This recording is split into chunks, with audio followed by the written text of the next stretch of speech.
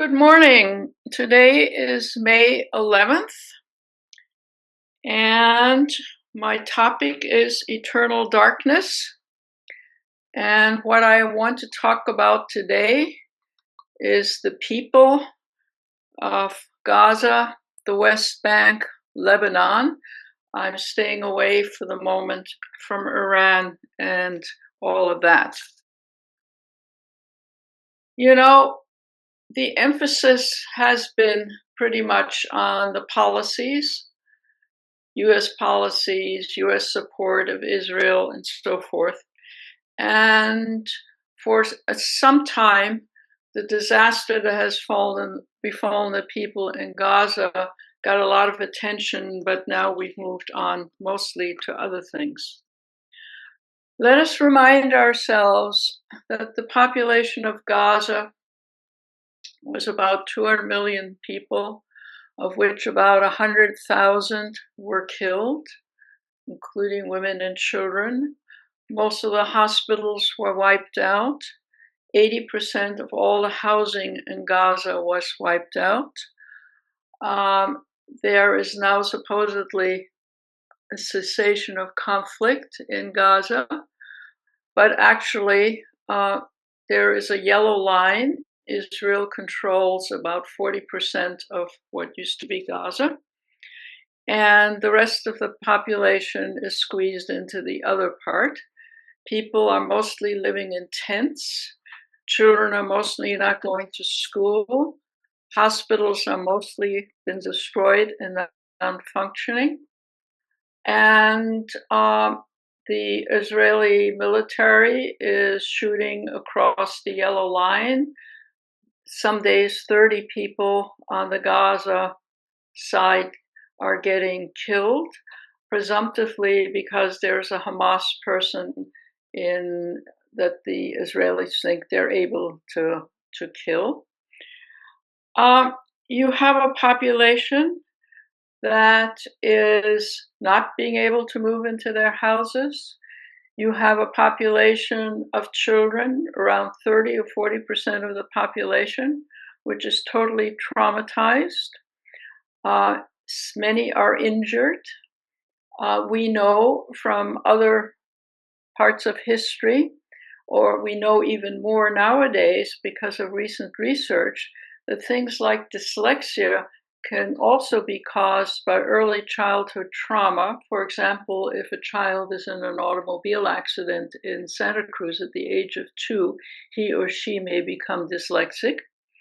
So you can imagine that these children, psychologically and even potentially as adults or as older children, are traumatized for life in one fashion or another. We are talking about peace in Gaza of one kind or another, but even if there was an agreement as to how to move forward in Gaza, you have a traumatized, homeless population, and it's worth wondering whether or not these people will be living in what I call eternal darkness.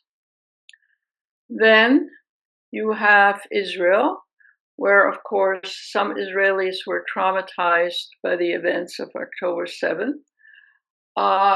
But you also have a country which historically got, for justified reasons, the state of Israel after the Second World War, 1948.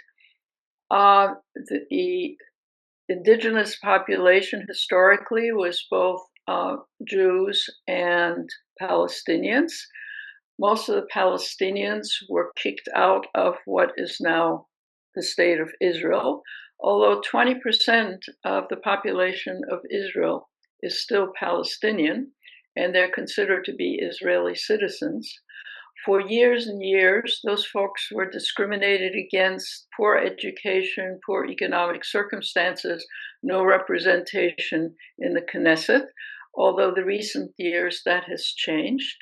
And quite a few people in Israel have worked very hard to make liaisons with the Palestinians in Israel to improve their economic and educational circumstance and so on. So by no means are all Israelis hostile to the Palestinians or to the Palestinian Israelis. Many Israelis have tried to make their business, especially in recent years, to improve the conditions of the Israeli Palestinians. Then you have the West Bank. The West Bank, as we speak, as you know, is divided amongst Palestinians and Palestinian rule and the settler population. The settler population, while this all was going on in Gaza, etc., are mobilizing themselves to take over the Palestinian-run parts of the West Bank. They're taking over village after village. The villagers, some get killed, some move. Their vineyards and agriculture activities are being taken over. The Israeli army mostly looks onto it and doesn't help the local people. And a couple of weeks ago, I think it was, the Israeli Knesset passed a new law which says that any Palestinian who kills a settler or Israeli soldier automatically without trial will be hung. That is the most recent legislation. So as the West Bank gets more and more occupied by the settlers, the situation is being created not only in hardship of many of the West Bank Palestinians, not people involved particularly in politics or anything, but rather villagers doing their farming, etc., being taken over. A situation is being created where discussing a two-state solution makes no sense anymore at all, because most of the West Bank will be run by Israelis, settlers, and or the Israeli government. In addition, thousands of Palestinians, for example, teenagers who throw a stone at a soldier, etc., are imprisoned in the West Bank. And for those of you who watch Amanpour in the news, you may have heard an interview with a Palestinian journalist in the West Bank, a West Bank Palestinian journalist recently, who is one of 100 West Bank Palestinian journalists who are all imprisoned for what they have written over the years. The person I was interviewed I think he was imprisoned for a year. He lost half his body weight. Some of his bones were broken from beatings. They showed a picture of what he looked like a year ago, before he went to prison, and now he looks like an aged, run-down man right now. And he has described, as have many others, the conditions of the prisons in the West Bank, full of Palestinians. Almost none of them tried for anything. A lot of teenagers involved, people starving, getting beaten, etc. Gets very little international attention. But you can imagine that it's a situation where there are Palestinians who really do want retribution against Israelis. So not only have horrible things happened to the people in Gaza and the West Bank, it's hard to imagine that those people who survive and their children will be friendly, jolly neighbors of the state of Israel in the future. In short, what I'm sketching, I think, is Israel creating a permanent hostile or even more hostile neighborhood for itself, while all the while thinking that it's, creating a victory over, on the one hand, Hamas. And now let me add Lebanon. Lebanon has Hezbollah. It is a terrorist organization. It has been attacking northern Israel for years. It is funded by the Iranians by and large. And it has, engendered several wars with Israel.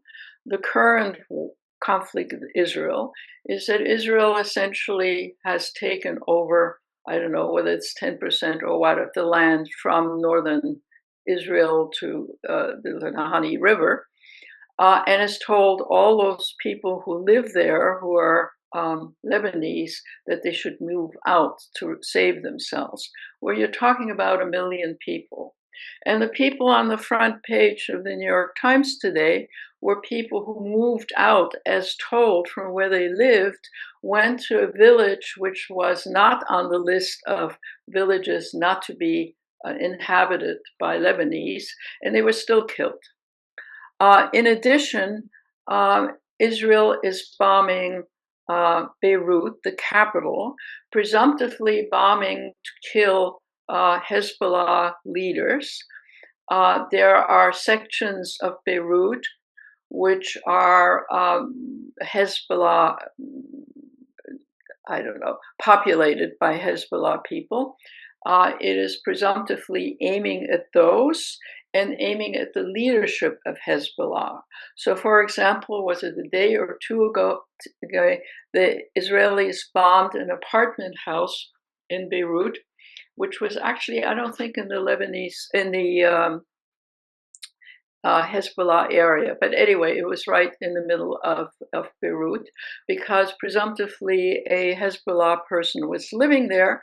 The Hezbollah person, knowing that they're after, don't stay in their apartments these days.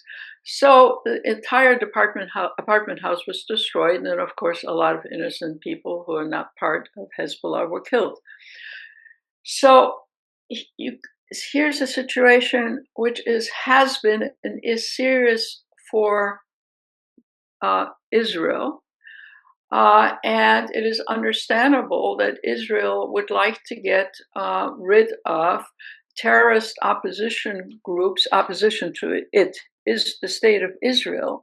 On the other hand, in the process, they are destroying civilian populations who may not at all be associated with any of the terrorist groups that Israel is trying to attack, and creating a generation of traumatized humans, traumatized children, families who've lost everything once or twice. And in some senses, the human loss in Lebanon over the years has been considerable, but right now is on the front block again.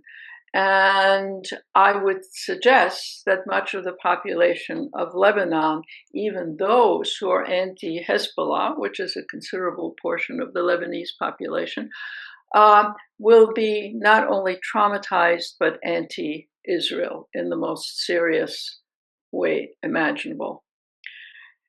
So here we have a situation where the government of Israel, Netanyahu's government, and some of his right-wing ministers are pretty much doing anything they want to do, irrespective of the long-term influence, not only on reconfiguring the politics of what that they're surrounded with, but also creating forever traumatized populations and no doubt political instability as long as anybody can think of and remember. Now we can say, well, this is all, Israel's doing and Netanyahu's doing, and he can do anything he wants to do. But we, of course, are complicit in all of this. I think as long ago as going back to 1948, the largest proportion of the U.S. military budget has got foreign military assistance. I don't mean domestic budget. Foreign military assistance has gone to Israel. And I think in recent years, it's been on the order, and still is, of about $6 billion a year, something like that. Much of the military capacity, by no means all, supplied by the United States to Israel doing the things they're doing in their region. And with the support, or at least not any kind of criticism by US governments, whether they're Democratic or Republican. I mean, Biden supported all of this. Trump is supporting all of this. Now, Israel is a technologically amazing and admirable state. I mean, they've, since 48, they've created a modern state, modern technology, a modern infrastructure, great capacity of drones and planes and so forth. So it's not that Israel's military capacity and killing machine is all based on U.S. assistance, but U.S. assistance has been consistent and continues to be consistent. So we as Americans can hardly say, well, that's the Netanyahu government and we don't maybe approve or whatever. Anyway, it's far away. It doesn't concern us. It does concern us because we have been enablers, both from the technological point of view, the military point of view, and we continue to be enablers. For those of you who might have watched 60 Minutes this past Sunday, I think Netanyahu was being interviewed, and he was all jolly about, situation under control. He and Trump are on the same page. That, of course, also includes Iran, which I don't want to talk about today. And, things are going pretty well. They're making progress in Lebanon. The progress is not really destroying Hamas, but traumatizing the population, as I've mentioned. And where will this all end? Who is to say? But one of the problems about dissecting not only what the Israeli government is doing, but the degree to which the United States is enabling what Israel is able to do in these areas, is that as soon as you oppose Israel and oppose Netanyahu, you'll be liable to be told that you're anti-Semitic, right? And or if you want to support the local people, not Hamas and Hezbollah particularly, but the local people, you're supporting Muslim enemies out there. Anti-Semitism has existed, does exist, will no doubt exist in the future. It is to be criticized and decried. It is enhanced. Anti-Semitism increases in situations like wars in Gaza and Lebanon and the West Bank. It leads people to criticize Israel, the state, and it very easily spills over into anti-Semitism, which is very bad and is to be decried.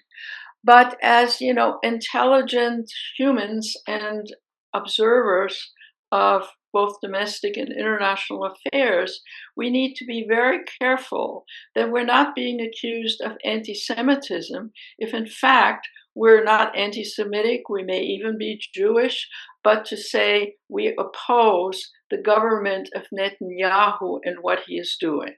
It is not anti-American for a French person to say and criticize President Trump. It is criticizing a particular leader and a particular regime. And we know that many Americans don't approve Trump's administration's policies. We also know that many Israelis disapprove of Netanyahu and his policies. Yes, they were traumatized. Yes, they know they live in a bad neighborhood.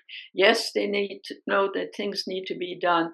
But many Israelis are as upset and as critical of what the Netanyahu government is doing than some of us who are sitting outside of Israel. And that has to be remembered. Yes, at the end of the day, Israelis have to feel nationalistic and concerned about the future and welfare of living in bad neighborhood at this point. But it is not the case that there are not many Israelis, journalists, regular people, normal people who themselves are very anti-Netanyahu and his administration, and are themselves appalled what is happening to the human beings in the surrounding areas where Netanyahu is busy and his government is busy with what can only be described as a killing machine. What, if anything, can one do or say? Well, to begin with, of course, there's international law, which I've talked about before. And much of the international law having to do with war crimes and so on emerged after the Second World War. And in due course, there even was the development of the International Criminal Court as distinct from the International Court of Justice. You will recall the International Court of Justice deals with states. The International Criminal Court deals with individuals, which is why Milosevic, the Yugoslav dictator, was hauled in front of the court of the International Criminal Court for his slaughter in his part of the world. He was found guilty and he was jailed, and eventually he died. He died in jail. The dictator of Chile was also accused and was going to stand trial, but died. So the International Criminal Court is in a position to isolate individuals and hold them responsible for the violation of international law as pertaining to war crimes and crimes against humanity, which are two relevant issues pertaining to Israel and its policies. What does this mean? It means that justice is very slow, not very much is going to happen. The International Criminal Court is in some state of disarray. The US does not support the International Criminal Court and what it's doing. And in any event, let's say it can be clearly documented, which I think it can be, that Netanyahu is a leader. It has violated crimes against humanity and war crimes in the areas that I have discussed. In order for him to be arrested, he would have to leave the country and go to some country. All countries, by the way, are obliged to arrest leaders or others who are engaged in international violations of international war crimes and crimes against humanity. So if you went to some country, let's say Spain, for example, the Spaniards could arrest him and haul him in front of the International Criminal Court. So obviously, where Netanyahu can go these days is limited. He's not going to be turned in by the US government, right, for example. So as long as he's careful where he goes, he's not going to be caught. But both he and members of his cabinet could be easily liable under contemporary international criminal law. Now, what's interesting, of course, that these laws were all passed after this not all of them, but the relevant ones for this case were passed after the Second World War, precisely to deal with the kind of thing that you had in World War II, and precisely to have a mechanism to find people guilty, not only after they've killed everybody that they oppose, but rather while they're doing it. So yes, there's international law now, and it's not difficult to say that Netanyahu and his administration is violating international law having to do with war crimes and crimes against humanity. But of course, nothing is about to happen. And of course, the US government right now also will be protecting them. So they're perfectly safe to come to the United States or go where, but they're not safe to go to any number of countries which would turn them in. Netanyahu doesn't care, right? He's okay. So what all this shows is that the eternal darkness that talking about, is the darkness that millions of people are living with and will live with, not just for the next few years, but for a generation or more. And can you imagine these children who have survived Gaza, West Bank, Lebanon, growing up? Will they be joining a new Hamas, a new Hezbollah? Will they be dysfunctional criminals?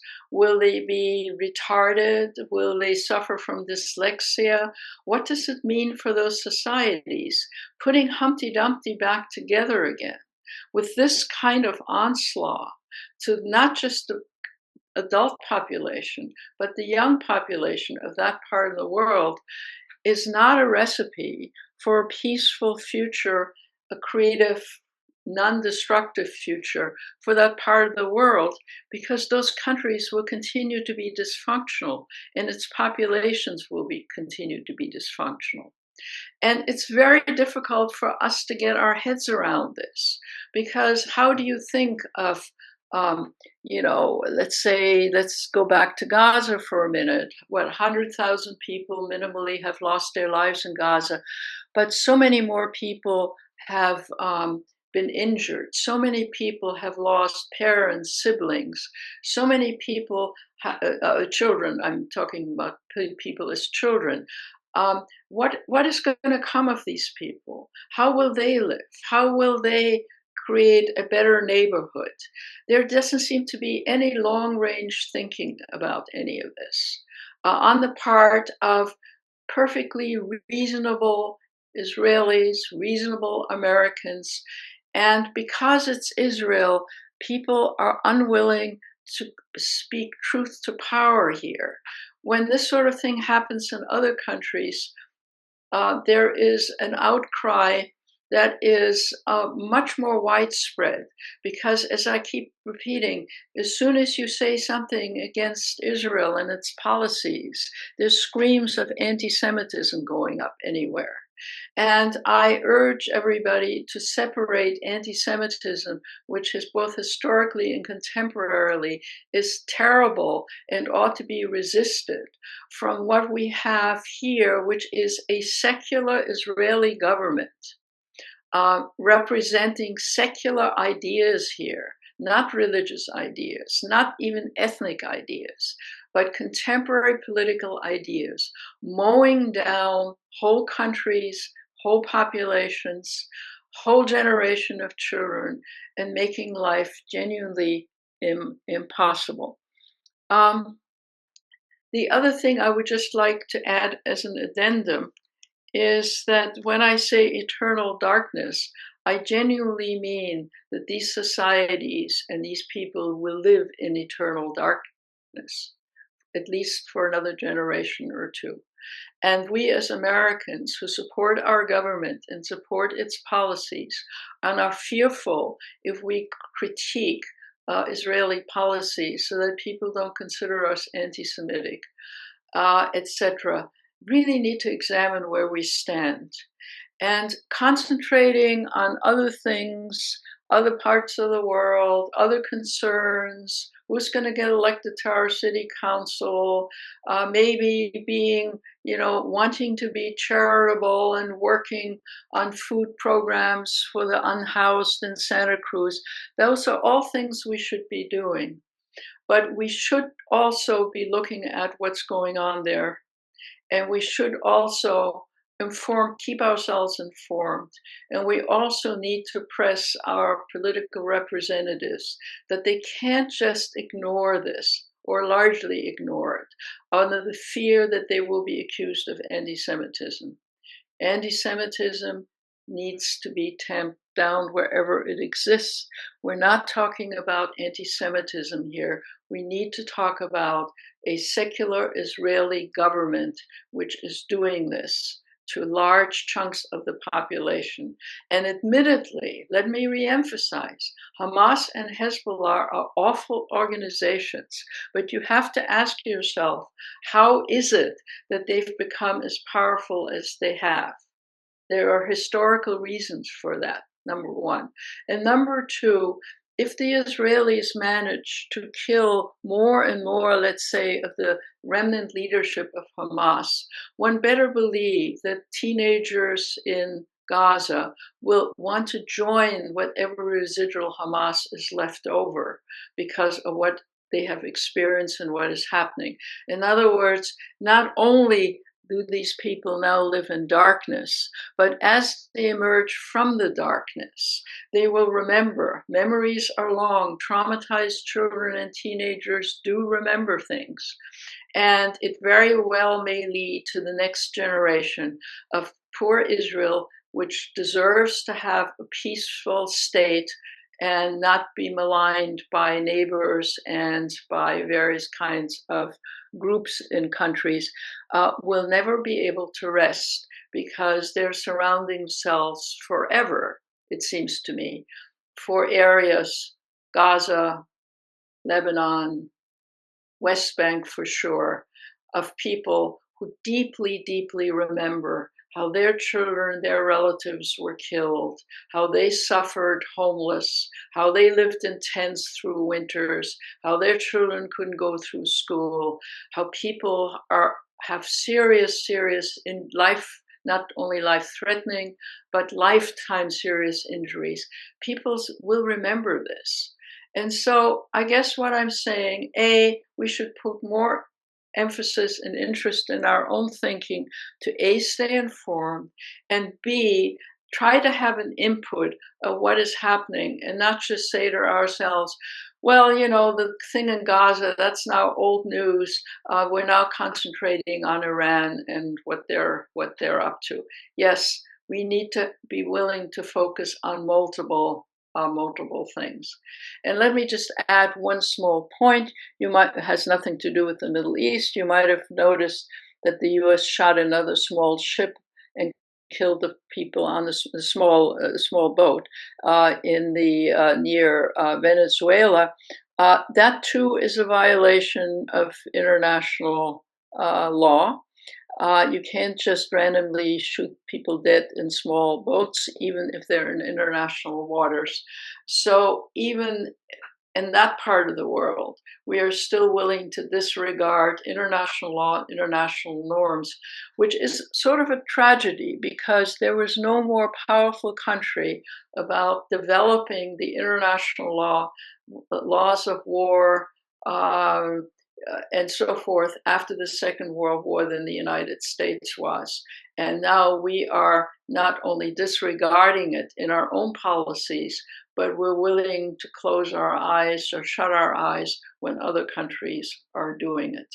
It's a sad commentary, and I guess what I'm pleading for is support of the non-governmental organizations that are trying to help these people who are living in darkness to supply food and medical assistance and so forth, because all that stands between many of these people and getting healed and surviving and not starving to death is our international non-governmental organizations, the International Red Cross at the forefront, but others as well. Sorry to be so negative today, but I think we need to face up to us being part of a country which A, supports what's going on, and B, does not pay enough attention to the very laws and rules which we ourselves promulgated for not have these sorts of things happening. Thanks very much. See you in 2 weeks.